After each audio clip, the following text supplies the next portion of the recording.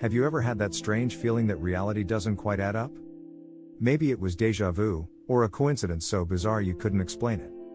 Maybe it was the thought that everything around you, the streets, the people, even the stars in the sky, might not be as real as it seems. What if, instead of living in a physical universe, we are inside something else? A simulation? The idea sounds like science fiction. Yet some of the greatest minds of philosophy, science, and technology have taken this question seriously. And today, it's one of the most fascinating debates of our time. Could our entire existence be nothing more than lines of code running on a supercomputer? Or is this just a modern myth, born out of our obsession with technology? Let's dive deep into the arguments for and against the simulation hypothesis. Along the way, we'll explore science, philosophy, physics, and even culture, to see if there's any chance we're digital beings living in a cosmic video game. Why the simulation hypothesis exists at all. The simulation idea gained global attention, thanks to philosopher Nick Bostrom, who in 2003 published a paper that shook academia. His argument wasn't just speculation, it was logical, almost mathematical. Bostrom proposed a trilemma: if civilizations can survive long enough to reach incredible technological power, they will eventually have the ability to create simulated realities indistinguishable from the real thing. If that's true, then one of three possibilities must be correct. First, advanced civilizations never survive long enough to reach that point, maybe because of self-destruction, war, or cosmic disasters. Second, advanced civilizations reach that point, but for some reason decide never to run such simulations. And third, if civilizations can create such simulations, and if they do so even a fraction of the time, then the number of simulated realities will vastly outnumber the one original base reality. And if that's the case, the odds that we are in the single base reality rather than one of countless simulations are incredibly small. This is the essence of the simulation argument. It doesn't say we are definitely simulated, but it strongly suggests the probability might be much higher than we'd like to believe. Evidence that feels like a glitch. Supporters of the hypothesis often point to strange features of the universe that feel suspiciously artificial. Take the laws of physics, for example. Why do they exist in such perfect, consistent form, with mathematical precision everywhere we look? Some argue it's like computer code, a set of rules written into the fabric of reality. Quantum physics makes things even stranger. At the smallest scales, particles don't behave like solid objects. They exist in probabilities until observed, almost like pixels that only load when you look at them. This resemblance to computer rendering has led some scientists and thinkers to wonder, is the universe saving processing power, showing detail only when it's needed, like a simulation engine? Then there's the concept of the speed of light. Why does light have a maximum speed, 299,792 kilometers per second? Some have compared it to the maximum refresh rate in a computer game, a built-in limitation of the system. And what about the mysteries of dark matter and dark energy?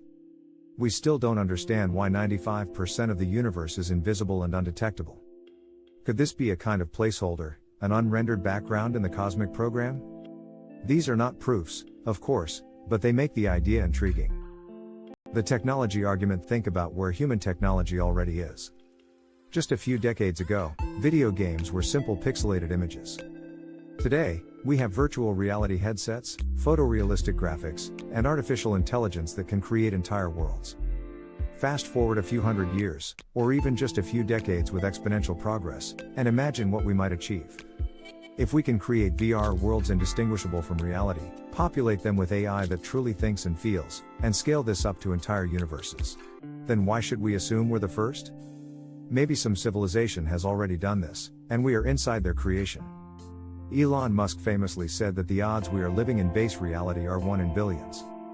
To him, it seems far more likely that we are one of countless simulations, rather than the single original.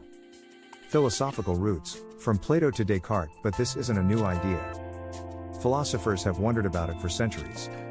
Plato imagined a cave where prisoners saw only shadows on the wall, mistaking them for reality. Descartes questioned whether a deceiving demon might be fooling him into believing in a false world. In many ways, the simulation hypothesis is just the modern version of these ancient doubts, updated with the language of computers instead of shadows or demons. The core question is the same: can we ever know what's truly real? Cultural clues and the influence of fiction, of course, part of why this theory fascinates us is pop culture. Movies like The Matrix burned the idea into our imagination. Video games like The Sims, Minecraft, or even complex AI-driven simulations make us wonder about what's possible. In fiction, simulated worlds are everywhere. And as our own technology mirrors those fictions, it becomes harder to dismiss the possibility. Arguments against the simulation hypothesis. For all its appeal, there are strong arguments against it. Critics point out that just because something is imaginable doesn't mean it exists. Bostrom's trilemma, they argue, is not proof, it's speculation. Physics, too, doesn't require a simulation to explain itself.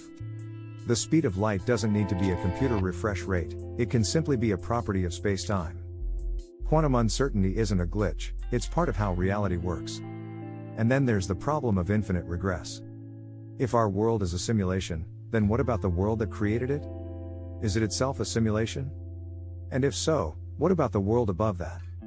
At some point, there must be a base reality. So why assume it isn't ours?